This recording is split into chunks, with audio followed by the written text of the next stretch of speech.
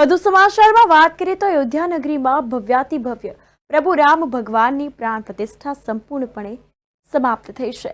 તો શ્રી રામ મંદિર પ્રાણ પ્રતિષ્ઠા મહોત્સવ અંતર્ગત ગુજરાતના અનેક જિલ્લાઓમાં ખુશીનો માહોલ જોવા મળ્યો.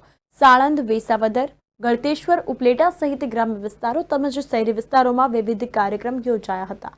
તો દેશનો ઐતિહાસિક ધાર્મિક કાર્યક્રમ અવધપુરી અયોધ્યા ખાતે સંપૂર્ણપણે ખુશીમય સમાપ્ત થયો છે. તો અંતર્ગત હર્ષોલ્લાસ અને દેશમાં ખુશીની લહેર જોવા મળી છે, જેની સાક્ષીમાં ગુજરાતના જિલ્લાઓ પણ રામ ભક્તિમાં રંગાયા છે. ઠેર ઠેર મંદિરોમાં, જાહેર જગ્યા પર ભગવાન રામની ધજા, પતાકા, સંગીતમય ભજન કીર્તન, સુંદરકાંડ પાઠનું આયોજન કરવામાં આવ્યું છે. આ ઉપરાંત બાઇક રેલી, શોભાયાત્રા, ધાર્મિક સ્થળોની સફાઈ જેવા વિવિધ કાર્યક્રમો યોજવામાં આવ્યા હતા. તો મોટી સંખ્યામાં રામ ભક્તો જોડાયા હતા. સૌ કોઈ ભક્તો રામ ભક્તિમાં લીન થયા હતા. રામધૂન ગાઈને સમગ્ર વાતાવરણ રામમય બનાવ્યું હતું.